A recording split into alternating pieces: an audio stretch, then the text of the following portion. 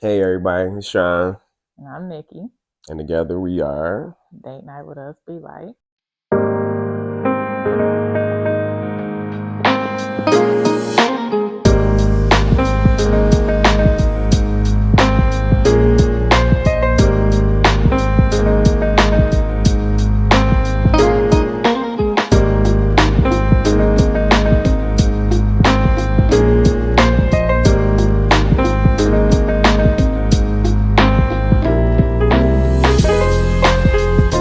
And today we're going to talk about something that's true and dear to our hearts: hidden gems in the city, spots that we know about. We want to make sure everybody else knows about it, spots we love to go to, and we want to just support and put it out there. So we got a top 5 list of hidden gems, and we debated about the reasons why you came with this list. Were they hidden because you had to find them, or hidden in the fact that everybody don't know about it? So it's kind of a mix of both in this bag of our hidden gems.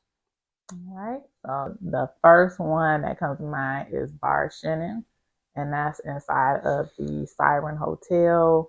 You have candy bar in there, but you also have a hidden gem behind the candy bar, and you do have to find it. Um, you can also enter it from the alley too, but it's called Bar Shannon. It is a wine bar, but they don't just have wine. They also have a drink menu, a very nice drink menu, and they also have food, some really good pizza.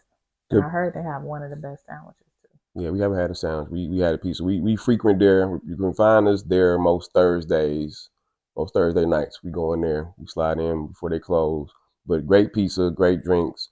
We were actually able to sample and try some Amaro from the 70s and 80s a few times while we Mm-hmm. were in there. So that was kind of a unique thing that we haven't gotten from a lot of other spots in the city. So that was pretty dope. So that's Mm-hmm. that's definitely hidden gem on our list in the city. Another spot that's you can find it easily, but I don't know if everybody knows about restaurant Super Gal. Super Gal, I hope I'm pronouncing it right. In Corktown, it's a great restaurant. We go there a lot. They have a great brunch. We've been there on Sundays Mm-hmm. and watched the Lions game. They have a TV they roll out, so it's a really good dining experience. I don't know if everybody knows about. And what would we say like their cuisine is like is it like Hungarian I or think it something? is. Okay, but I'm gonna tell you this: don't get discouraged or scared about the food because I said it's Hungarian. Because I have a really picky appetite, and there's nothing on the menu that I can't find that I didn't find delicious. It was they have like probably one of the best. I would say one of the best um, fries that I could like Definitely. in the D. Yeah, Best fries in the D. definitely. Definitely. Yeah. What's the third one? And a good drink menu A too. great drink menu, Yeah, they got and drink. it's You got a good seasonal. drink menu It's too. seasonal. They change the menu several times a year, so it's Mm-hmm. great bartenders, great restaurant. That's definitely, The and vibe a lot there. of times people ask us spots to go to, and that's always at the top of our list of Mm-hmm. suggestions because most our friends we've taken quite a few people there, but most of our friends wouldn't know about it if we Mm-hmm. didn't tell them about it. But so we telling y'all about it. It's a great spot. Mm-hmm. Number three on the list, and this is in no order, like we're not categorizing it as like top one, two, three, four, but number three is Cafe Souterre. Cafe Souterre is a hidden gem. One, it's a coffee shop in the daytime, but a lot of the Wayne State students are there. But there is also a full blown bar at night. And I would say on a Friday or a Saturday, that's those 5 seats that's at the bar. It's a little small bar, but those 5 seats are one of the best 5 seats at a bar that you'll find in Detroit on a Friday or Saturday. And that one's also hidden in the sense that you have to kind of find it. Yep. It sits on Forest and Cass, but you have to find it. If you don't know, you it's easily missed. But I agree with Nikki. One of our favorite spots in the city, any Friday or Saturday night. It is a great time, great drinks, great vibe, Mm-hmm. great atmosphere. So that's definitely hidden in the sense of you have to find it, and you might not know about it really, but definitely check that spot out. Yep. And then number four, Vesper.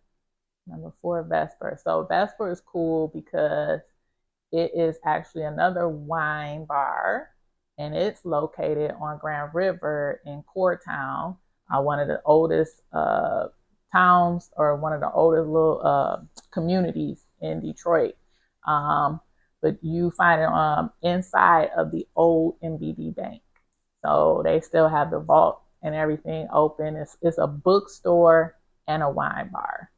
Pretty cool place. Books and wine. And um, Rob is the bar manager there, and I mean, it's dope in there. Yeah, He great does a really experience. good job Yeah, and they do a lot holding of that they do spot down. a lot of fun stuff. And they went to Mm-hmm. a wild Halloween A party. wild one. Yeah, it was fun in there. But that's Yeah. another one. They have it's wine, but they have drinks that you can Mm-hmm. also get behind the bar.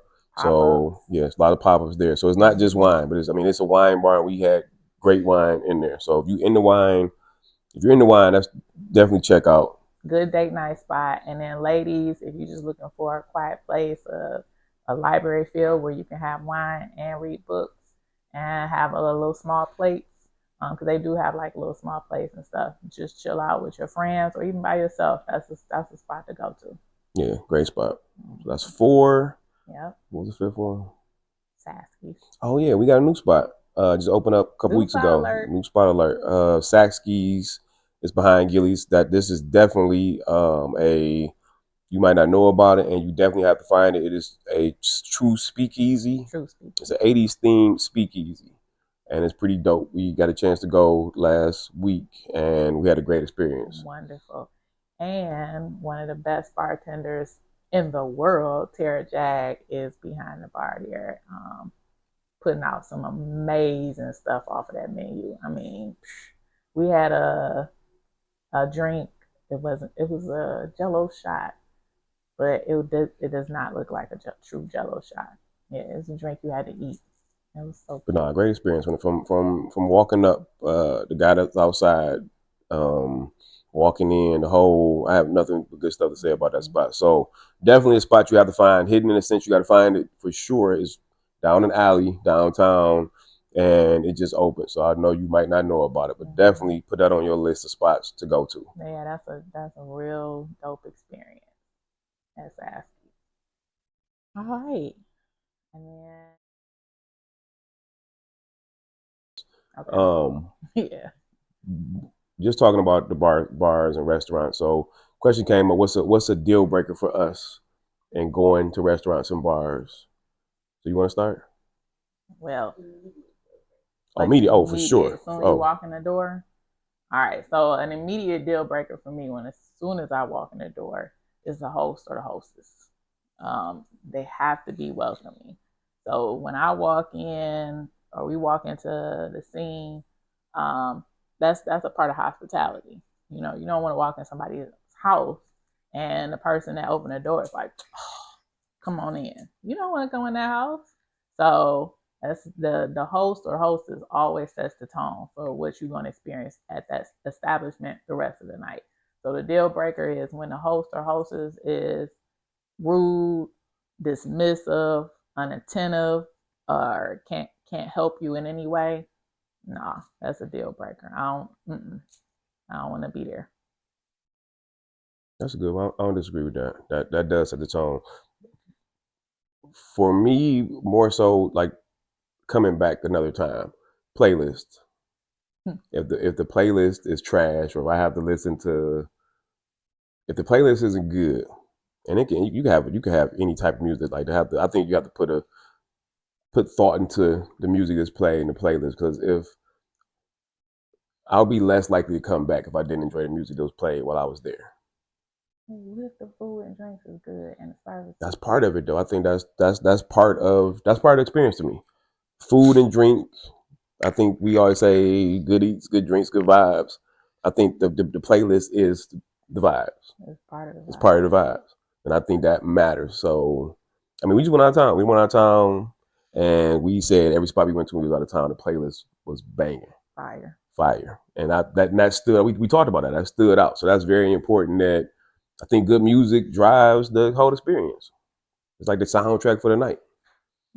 So, I I mean, ain't mad at that. yeah. I mean, I love the spot on Freya, for example. You go to Freya, they have an album menu, and you can pick an album to play while you're eating dinner. And I think that's one of the dopest ideas, and just to have that experience where you actually flip through and you get to get an album play. And I think that just so you get to dictate and set the scene for your night. So I think I wish more spots would do stuff like that. So I think that's so dope that they do that.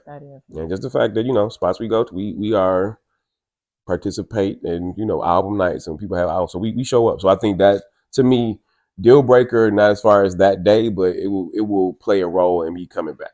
And we talk about, man, that music was on tonight, it was great tonight.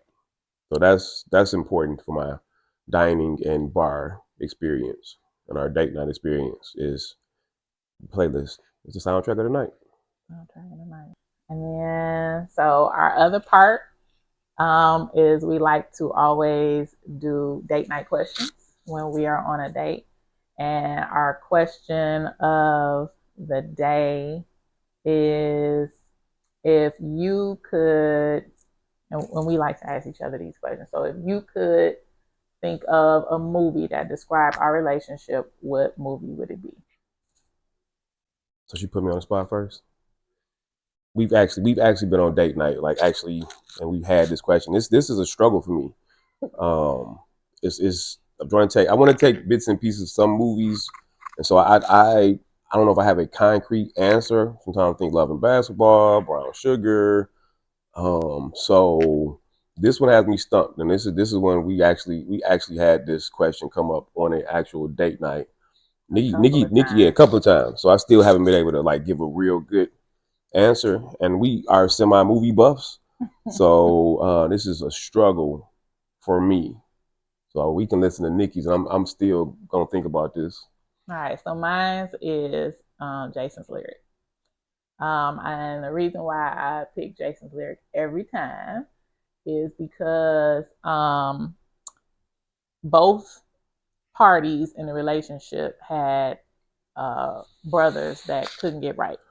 And I feel like we can relate, because in spite of their family issues or the outside dynamics that was going on and try to, like, cause problems or keep them from being together, they still found a way to overcome even their own struggles within, but then they also had the outside struggles of, so, and they found a way to overcome and work it out and be together. So, and I feel like that's us. So we have our own internal issues, but then we also have outside people or outside external issues that we have. But here we are, 30 years later, still together, still figuring out a way to make it work. Brown Sugar and Love and Basketball. I think because Brown Sugar, they were friends as kids, but then they got together later on in life. Love and Basketball, they were high schoolers together. So, like, we started at a young age. So that's the correlation and parallel between those two. But their path is a little different than ours. So that's why I don't want to fully commit to saying those two. But I take something from both of those. I can see that, but I don't know. We might have to revisit this question again. I can see that. I can see it. So that's a good answer. I ain't mad at that. Closing with anything? The closer. The closer. Okay, so if y'all don't know, that's the inside. It's not gonna be an inside joke anymore. We open it up for all of y'all. So a closer is, by definition, a 50-50. So 50 of your favorite spirit, whatever it is, and 50% of a Amaro. Your favorite Amaro. That's the closer. That's the definition of a closer. Whatever you choose, 50-50. And so we want to end with, what's the best closer you had in Toronto? So we won't put any establishments on blast. What's the best closer you've had when we went to Toronto out of all the spots? The one where the guy made the his and hers. Mine too. The one with the guy. We That's we it. told him. You know, Mine too. it's so dope when we tell people the story about, hey, and it's a whole. We'll give it's a whole story behind where it came from, how it started. We go different bars and we share the story, and so we say, hey, and the guy said, oh, don't worry about it. I'm thinking something. I'll do it. And usually we get the same thing. Mm-hmm. Most spots we get the same thing. So the guy came out and he brought his and hers. So it was totally different. I had Douce and it had some Alpine Amaro. I've never seen this bottle before. And Nikki had Captain Morgan's and Fernet. Captain Morgan's and Fernet. And I don't even like Fernet. That was good. Yeah. Almost good. I mean, just the fact that he made two different ones. And it was so good. Yeah. So, and thank y'all, everybody that's ever made us a closer that sees this. We appreciate it. We appreciate just starting this. We called it closers all over the city. We going around the whole city getting closers, and different types, and it's just metamorphosized into something huge. Now it's closers all over the world. Because we've been and we get a shot. We got so I have to tell. I can't not get a props to who. So we go everywhere we ask it, but it started with Joe Jones. He's the one that said you can never go wrong. 50-50, your favorite spirit, your favorite tomorrow. He said you make a drink with that, you can never go wrong.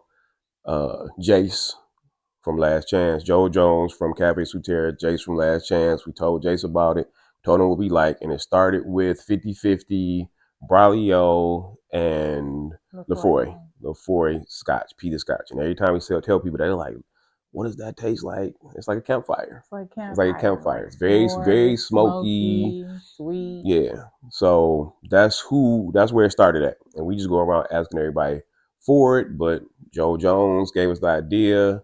Jace named it. We go all over asking for it. So and they metamorphosized. So it doesn't have to be those two, Spirit and Amari, but it can be anything except. I mean, if you like gin, you can do gin. Yeah, we've had some gin. We didn't have some gin closers. We just doesn't like us. We don't have a problem with gin. Gin it may have a problem with us. Yeah, definitely. May not. Yeah, try it. You can make it at home. You got tomorrow home. That's So everybody don't know about tomorrow. So that's another hidden gem. We are out again. This is Sean. I'm Nikki, and we are Date Night with Us. Be like, friends, you chat for me. Bye.